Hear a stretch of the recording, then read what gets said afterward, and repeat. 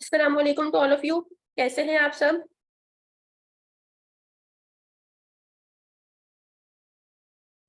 वालेकुम मैम, अल्लाह का शुक्र। आप कैसी हैं? मैं भी अल्लाह का अल्हम्दुलिल्लाह। शुक्र मैम। आप कैसी? अच्छा, कल हम क्लास नहीं ले सके थे इंटरनेट इशू की वजह से, तो उसकी मैंने आपसे वॉइस रिकॉर्डिंग शेयर की थी। तो पहले हम उस लेक्चर को रिकैप कर लेते हैं, उसके बाद फिर आज का लेक्चर स्टार्ट करते हैं। कल हमने जो है वो पढ़ा था ट्राइमेस्टर क्या है, और उसके बाद जो है प्रीनेटल केयर के बारे में जो है वो थोड़ा मैंने आपको बताया था। ट्राइमेस्टर हमने पढ़ा था कि जो प्रेगनेंसी होती है वो 3 स्टेजेस में डिवाइड होती है, जिसको जो है ट्राइमेस्टर कहा जाता है। तो उन 3 ट्राइमेस्टर्स के लिए जो है वो यूज किया जाता है ट्राइमेस्टर 1, सेकेंड ट्राइमेस्टर और इसी तरह थर्ड ट्राइमेस्टर। फिर जिसकी टाइम ड्यूरेशन थी कि जो फर्स्ट ट्राइमेस्टर होता है वो 12 वीक्स तक होता है, मींस 3 मंथ्स। फिर सेकेंड ट्राइमेस्टर, उसके बाद थर्ड ट्राइमेस्टर इसी तरह 3 मंथ्स का होता है। तो इनमें हमने जो है वो भी देखा था कि क्या क्या जो है वो चेंजेस हो रही होती हैं, या जो फीटस है वो किस तरह डेवलप हो रहा होता है। तो फर्स्ट ट्राइमेस्टर में हमने ये पढ़ा था कि सबसे पहले क्या होता है, जो फीमेल है, जो मदर है, उसकी प्रेगनेंसी को कंफर्म किया जाता है। तो उसके लिए 3 मेथड जो है वो हम यूज कर सकते हैं। सबसे पहले जो है वो HCG टेस्ट था, human chorionic gonadotropin hormone test, जो कि at the time of pregnancy जो है वो ब्लड के अंदर रिलीज हो रहा होता है ये हार्मोन। तो जो डॉक्टर्स होते हैं वो ब्लड का सैंपल लेके उसमें से इस हार्मोन की जो क्वांटिटी है या इसकी प्रेजेंस को जो है वो असेस करते हैं कि ये प्रेजेंट है और कितनी क्वांटिटी में ये सिक्रीट हो रहा है। तो उससे जो है प्रेगनेंसी को कंफर्म किया जा सकता है। सेकेंडली जो है वो बेलेटमेंट एग्जामिनेशन होती है, जिसमें जो फिजिशियन है या जो नर्स है वो अपनी फिंगर्स के थ्रू जो है एब्डोमेन को टच करके देखता है और फील करता है कि इनसाइड द एब्डोमेन जो है फीटस एग्जिस्ट कर रहा है या नहीं। थर्ड आता है कि स्टेथोस्कोप के थ्रू जो फिजिशियन है या जो डॉक्टर्स होते हैं वो बेबी की जो हार्ट बीट है उसको मेजर करते हैं बाय यूजिंग स्टेथोस्कोप, कि जब पता चलता है कि हार्ट बीट अंदर जो है वो हो रही है, तो उससे भी हम प्रेगनेंसी को कंफर्म किया जा सकता है। इसके बाद हमने ट्राइमेस्टर्स को डिस्कस किया था इसके अंदर, कि फर्स्ट ट्राइमेस्टर में जो है क्या क्या चेंजेस हो रही होती हैं।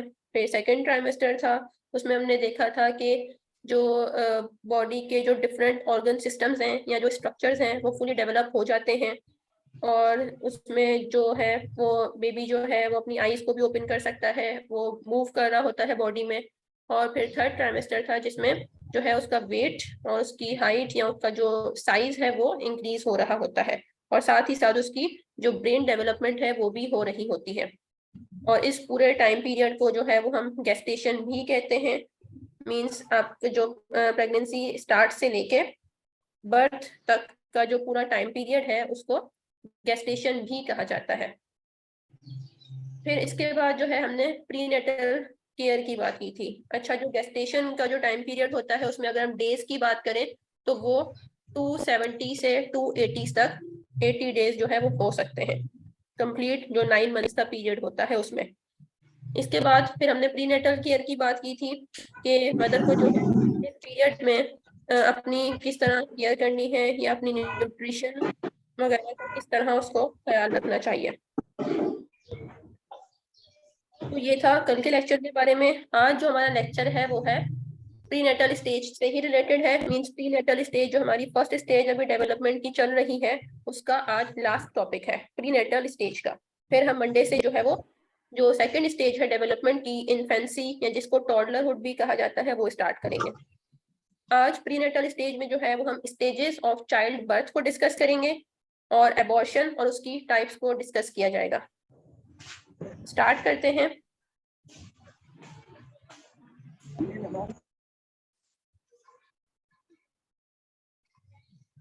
अच्छा, स्टेजेस ऑफ चाइल्ड बर्थ का जो एक पूरा प्रोसेस है वो इस एक स्लाइड में लिखा हुआ है, कि सबसे पहले जो है चाइल्ड बर्थ को पार्ट्यूरेशन भी कहा जाता है। मेडिकल टर्म्स में चाइल्ड बर्थ को पार्ट्यूरेशन भी कहा जाता है, जो कि स्टार्ट किससे होती है, कॉन्ट्रैक्शंस से, ठीक है। जो यूटेरस के जो मसल्स होते हैं वो कॉन्ट्रैक्ट करना स्टार्ट करते हैं, जिसको हम लेबर भी कहते हैं।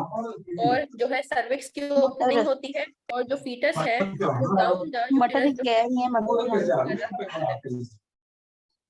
अल्फा फातिमा प्लीज अपना माइक म्यूट कर।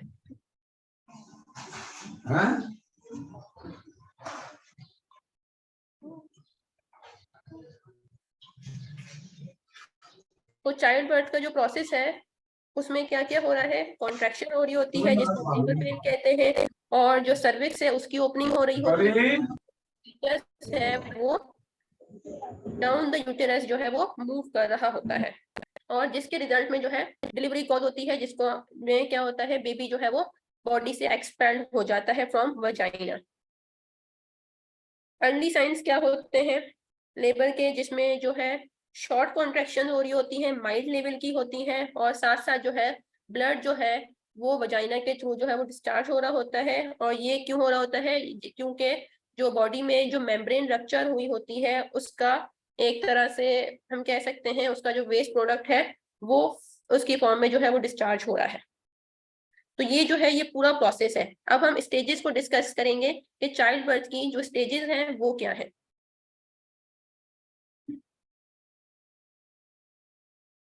टोटल जो है चाइल्ड बर्थ की 4 स्टेजेस होती है। इन स्टेजेस का एक कोई पर्टिकुलर नेम नहीं है, इसको हम इसी तरह से जो प्रोनाउंस करते हैं कि first stage of child birth, second stage of child birth, third stage of child birth, और लास्ट वाली जो है वो पोस्टपार्टम जो है वो होती है। First stage of child birth में क्या होता है, first stage of child birth को जो है वो लेबर भी कहा जाता है, क्योंकि इसमें जो है सिर्फ और सिर्फ जो यूटेरस के जो मसल्स हैं वो कॉन्ट्रैक्ट हो रहे होते हैं। और अगर हम first stage of child birth की अगर हम टाइम पीरियड की बात करें तो वो जो है वो 2 आवर्स से लेके 24 आवर्स तक जो है ये हो रहा होता है, ठीक है। और बीच बीच में जो है ब्रेक हो रहा होता है, और 2 to 24 आवर्स ये कंटिन्यू रहता है। अच्छा, अब ये जो कॉन्ट्रैक्शंस हैं या जो पेन लेबर है, ठीक है, ये जो है वो आपकी जो इंडिविजुअल की प्रीवियस डिलीवरीज होती हैं उस पर भी डिपेंड करता है। अगर जो है फर्स्ट टाइम मदर है तो उसमें जो है लेबर का जो ड्यूरेशन है ये जो 2 to 24 आवर्स है, तो ये ज्यादा भी हो सकता है। तो फर्स्ट स्टेज में क्या क्या होता है, कॉन्ट्रैक्शन स्टार्ट होती है यूटेराइन मसल्स की। इसके अलावा जो सर्विक्स है वो ओपन हो रहा होता है या डायलेट हो रहा होता है।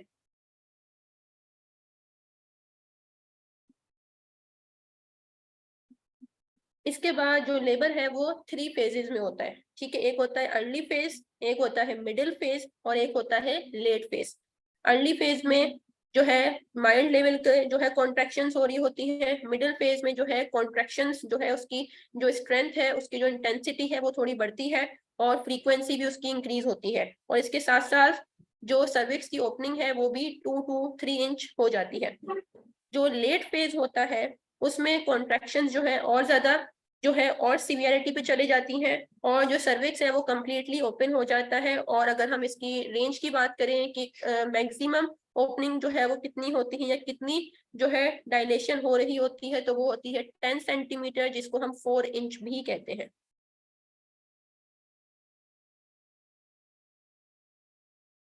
इसके बाद आती है second stage of child birth.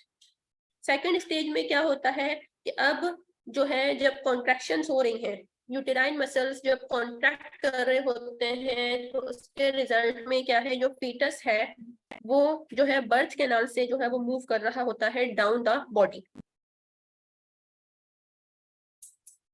और उस टाइम पे जो सर्विक्स है वो कम्प्लीटली जो है वो डायलेट हो चुका होता है, और जो बेबी का हेड है वो इस स्टेज में जो है विजिबल होना स्टार्ट हो जाता है।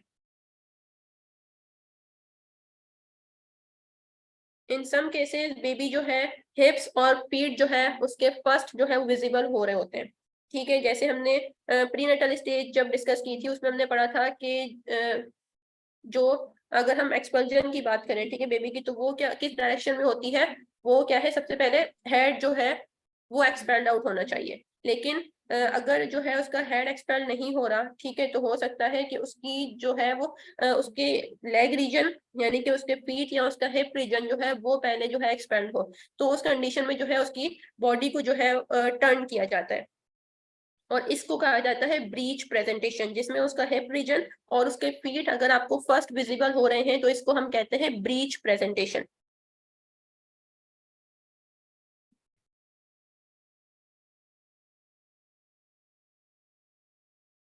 ब्रीच बेबी जो है, ठीक है, उसको अगर उस तरह की कंडीशन हो या उस स्टेट में होता है बेबी, तो उसकी जो पोजीशन है उसको जो है वो चेंज किया जाता है, उसको टर्न किया जाता है।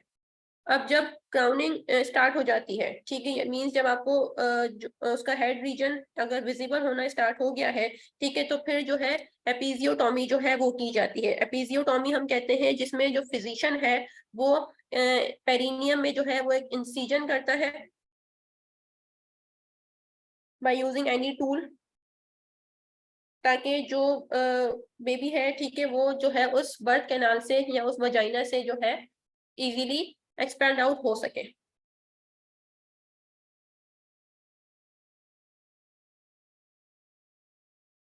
फिर जो है बेबी जो है जब उसकी डिलीवरी हो जाती है, यानी कि जो बेबी जब आउटसाइड द बॉडी आ गया है, तो उस वक्त जो इन्फेंट है, या क्योंकि अब जब बेबी आउट साइड आ गया है तो उस वक्त तो वो फीटस कहलाता है। जब हमने पढ़ा था फीटल स्टेज में, तो जब अब क्या है आउटसाइड द ह्यूमन बॉडी आ गया है तो अब उसको इन्फेंट कहा जाता है। और या तो जो है जो स्टार्टिंग के 4 वीक्स होते हैं उसमें हम उसको न्यू नेट भी कहते हैं। तो जो इन्फेंट है या जो न्यू नेट है उसका जो माउथ और उसका जो नोज है उसको जो है सक्शन किया जाता है। अच्छा, इसमें क्या होता है कि जब जो है डिलीवरी हो रही होती है उस वक्त क्या है जो बेबी है उसकी नोज और उसके माउथ के थ्रू हो सकता है उसमें कोई फ्लूइड जो है वो चला गया हो। तो उस फ्लूइड को जो है उसकी बॉडी से ट्यूब के थ्रू जो फिजिशियंस होते हैं वो उसको निकालते हैं बाय यूजिंग अ ट्यूब, और उसके अंदर जो है वो एयर एक्सपेल की जाती है ताकि वो जो है वो सांस ले सके।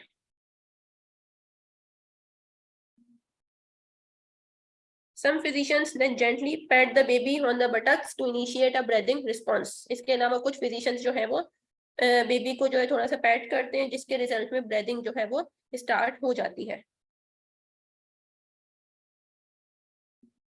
अच्छा, आप सेकेंड स्टेज में ही अगर जो है कुछ कॉम्प्लिकेशंस की वजह से जो है नॉर्मल नहीं डिलीवरी हो पाती, तो उसके रिजल्ट में जो है वो सी सेक्शन करना होता है, जिसको हम सीजेरियन सेक्शन भी कहते हैं। तो इसमें क्या होता है, डॉक्टर जो है वुमेन का जो लोअर एब्डोमेन होता है उसके अंदर जो है इंसिजन किया जाता है, उसके यूटेरस को ओपन किया जाता है और जो है बेबी को रिमूव किया जाता है। सी सेक्शन क्यों करना पड़ता है? तो कुछ केसेस हो सकते हैं जैसे ब्रीच प्रेजेंटेशन की वजह से। इसके अलावा जो है लेबर कॉन्ट्रैक्शंस या जो उसकी यूटेराइन मसल्स की जो कॉन्ट्रैक्शन है वो बहुत ज्यादा सीवियर लेवल की हो गई हैं, उस वजह से भी हो सकता है। या इसके अलावा जो है कोई डिजीज हो मदर को, तो उसकी वजह से भी जो है सी सेक्शन करना पड़ता है। और इसके अलावा फीटल डिस्ट्रेस की वजह से भी हो सकता है।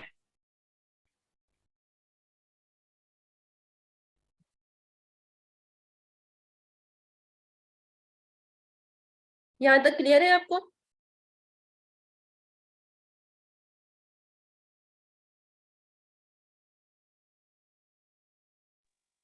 Yes ma'am. मैम ये जो अभी आपने बताया ये स्टेजेस आ रही हैं चाइल्ड बर्थ की, या ये बताया हुआ कि नॉर्मल डिलीवरी ना हो तो फिर सी सेक्शन किया जाता है? जी, ये उसके मीन्स काजी। ये है कि सेकंड स्टेज में ही जो सी सेक्शन वाला जो प्रोसेस है वो इस स्टेज में हो रहा होता है, जो सेकंड स्टेज है उसमें। ओके ठीक हो गया मैम। नहीं, चाइल्ड बर्थ की ये सेकंड स्टेज है। जी, इसके बाद आती है थर्ड स्टेज। अच्छा, इसको जो है वो फाइनल स्टेज भी कहा जाता है, क्योंकि ये फाइनल स्टेज इसलिए कहलाती है क्योंकि इसमें जो है बेबी जो है वो बॉडी से एक्सपेल्ड आउट हो जाता है। दैट्स वाई इसको हम थर्ड स्टेज को जो है वो फाइनल का नेम भी दिया जाता है। इसमें क्या होता है कि प्लेसेंटा जो है उसको सेपरेट किया जाता है, जो कि उसकी बॉडी के साथ अटैच होता है बेबी के eight the time of birth. जिसके थ्रू वो न्यूट्रिशन ले रहा था अपनी मदर की बॉडी में, तो उसको भी जो है वो रिमूव किया जाता है, उस बॉडी से बेबी की सेपरेट किया जाता है।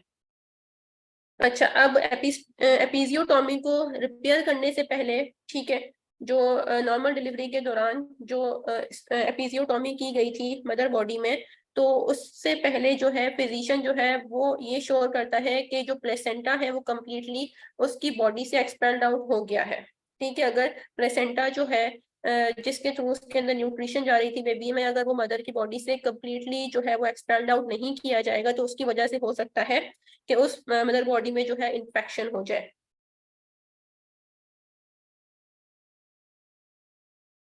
तो ये थी थर्ड स्टेज। इसके बाद है लास्ट स्टेज, जिसको हम post partum stage of child birth कहते हैं।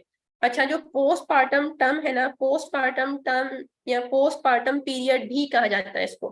ठीक है, पोस्ट पार्टम पीरियड हम कहते हैं कि जो डिलीवरी है उसके बाद जो 6 वीक्स का जो पीरियड है। जी मैं ये पूछ रही थी, जो लास्ट वाली स्टेज आपने बताई है कि अगर इन्फेक्शन हो भी जाए किसी को, तो कैसे पता चलता है कि इन्फेक्शन हो गया है?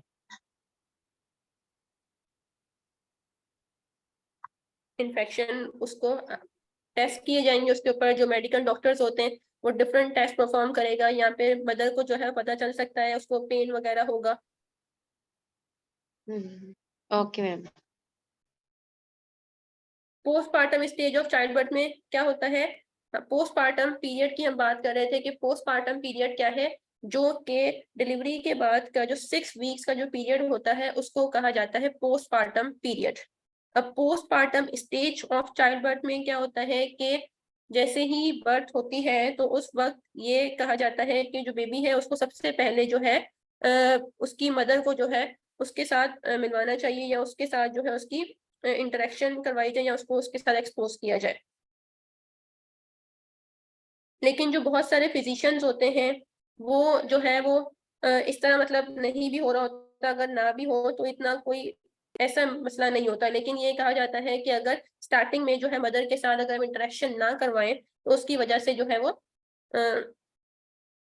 आगे जाके सेपरेशन इश्यूज जो है हो सकता है, उसके इमोशन का थोड़ा प्रॉब्लम जो है वो हो सकता है। जैसे यहाँ पे अगर हम बात करें, अगर सी सेक्शन हुआ है तो उसके रिजल्ट में जो मदर है वो तो थोड़े टाइम तक मतलब अनकॉन्शियस में ही होती है, तो डायरेक्ट तो वहाँ पे हम नहीं करवा रहे होते कि बेबी को जो है वो उसके साथ एक्सपोज किया जाए, तो इतना कोई बड़ा मसला नहीं होता। इसके बाद जो है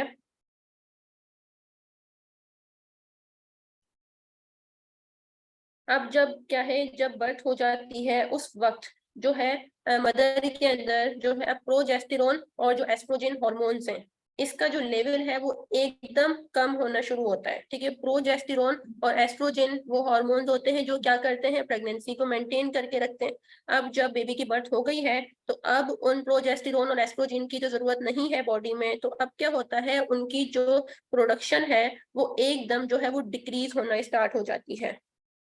तो ये जो हॉर्मोन्स का डिक्रीज होना है ये क्या है, ये कभी कभी जो है किसी किसी मदर के अंदर जो है वो पोस्टपार्टम डिप्रेशन या डिप्रेशन को भी कॉज कर सकता है, जिसको हम बेबी ब्लूज भी कहते हैं। इसमें क्या होता है, जो एस्ट्रोजन हार्मोन है वो क्या है, वो रिस्पॉन्सिबल होता है जो कॉर्टिसोल हार्मोन होता है, ठीक है, जिसको हम स्ट्रेस हार्मोन के नाम से जानते हैं। कॉर्टिसोल हार्मोन जो हमारे एड्रिनल ग्लैंड से प्रोड्यूस होता है उसको जो है ये थोड़ा रेगुलेट करता है एस्ट्रोजन हार्मोन। तो अब जब एस्ट्रोजन हार्मोन और प्रोजेस्टेरोन की क्वांटिटी में, उसकी प्रोडक्शन में एकदम कमी आना शुरू होती है, तो उसकी वजह से मदर में जो है वो मूड स्विंग्स हो रहे होते हैं। उस 6 वीक्स का जो पीरियड है जिसको हमने पोस्टपार्टम पीरियड का नाम दिया है, उस पीरियड में हो क्या रहा होता है, उसमें जो है मदर के अंदर जो ब्लड वगैरह है या जो वजाइनल डिस्चार्ज जो है वो हो रहा होता है। ठीक है, मींस इस पोस्टपार्टम पीरियड में जो है वो क्या होता है, जो मदर है वो अपनी प्री प्रेग्नेंट स्टेट में जो है वापस रिटर्न कर रही होती है। क्योंकि अब जब पहले वो प्रेग्नेंट थी, ठीक है, उस वक्त उसका रिप्रोडक्शन सिस्टम जो था वो चेंज था, उसमें हार्मोन्स की सिक्रीशन हो रही थी, उसमें हार्मोन्स की प्रोडक्शन ज्यादा हो रही थी, तो वो एक प्रेग्नेंट स्टेट थी। ठीक है, अब पोस्टपार्टम पीरियड हम कहते हैं कि उस क्या है, उस प्रेग्नेंट स्टेट का प्री प्रेग्नेंट स्टेट में रिटर्न होना उस मदर का, उस मदर बॉडी का।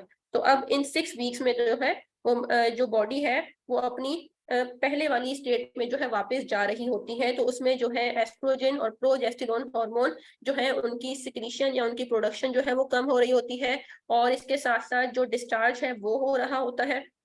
तो इसमें जो है मदर को जो है हो सकता है उस फीमेल को मूड स्विंग्स भी हो रहे हो, क्योंकि हार्मोन जो है वो एकदम कम होना शुरू हो गए। वो हार्मोन जो एक 9 मंथ तक के पीरियड में उसके अंदर प्रोड्यूस हो रहे थे, ठीक है, ये एकदम कम हो जाए तो उसकी वजह से जो है उसके अंदर मूड स्विंग्स होते हैं, उसमें एंजाइटी भी हो सकती है, उसमें स्ट्रेस कॉज हो सकता है।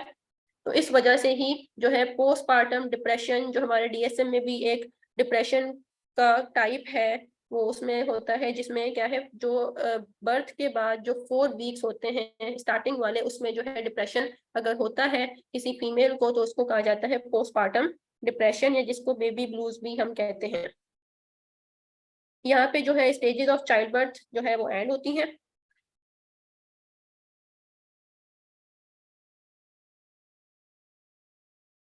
पोस्टपार्टम डिप्रेशन जो है वो आवर से मंथ तक भी चल सकता है, या फिर जो है अगर इसकी इंटेंसिटी और सीवियर हो जाए तो वो भी हो सकता है। वो मदर टू मदर जो वेरी करता है कि उसमें उसकी जो स्ट्रेस हार्मोन को वो किस तरह उसमें प्रोडक्शन, या उसकी किस तरह उसके स्ट्रेस हार्मोन या जो प्रोजेस्टेरोन है या एस्ट्रोजन जो है वो किस तरह कम हो रहा है, और वो किस तरह चीजों को कोप कर रही है अपने एनवायरनमेंट में मौजूद। तो ये था स्टेजेस ऑफ चाइल्ड बर्थ। अगर आपका स्टेजेस से रिलेटेड कोई क्वेश्चन है तो आप पूछें।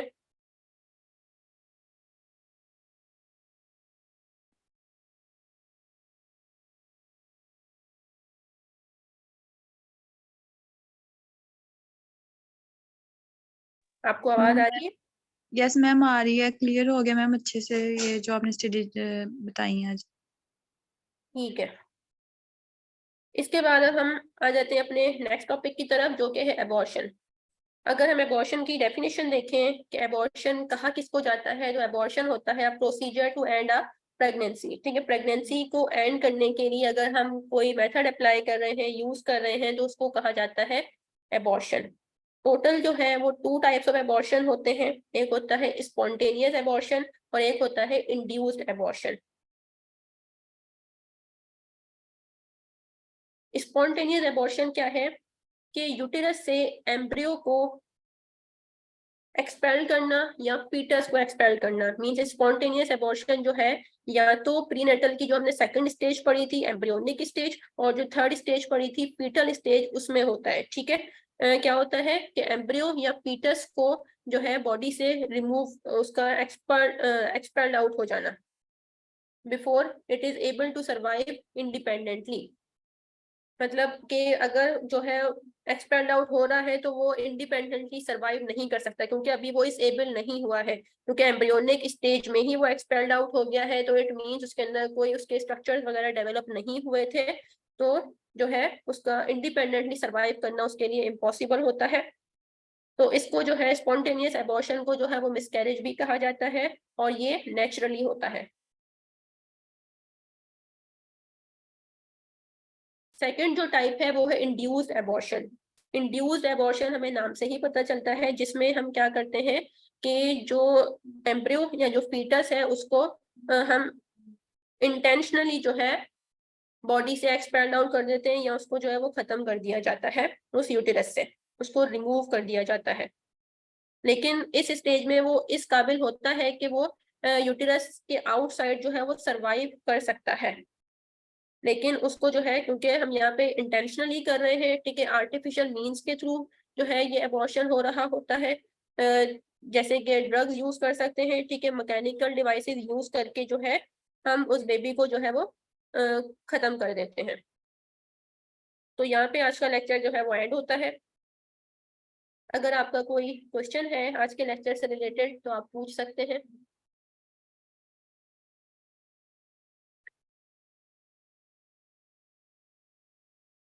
मैम अंडरस्टैंड हो गया है अच्छे से सारा लेक्चर। ठीक है,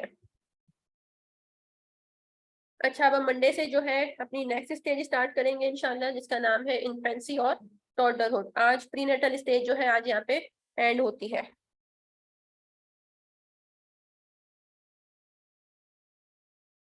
तो अगर आपका कोई क्वेश्चन नहीं है तो हम मीटिंग एंड करते हैं। अपना बहुत सारा ख्याल रखिएगा। अल्लाह हाफिज।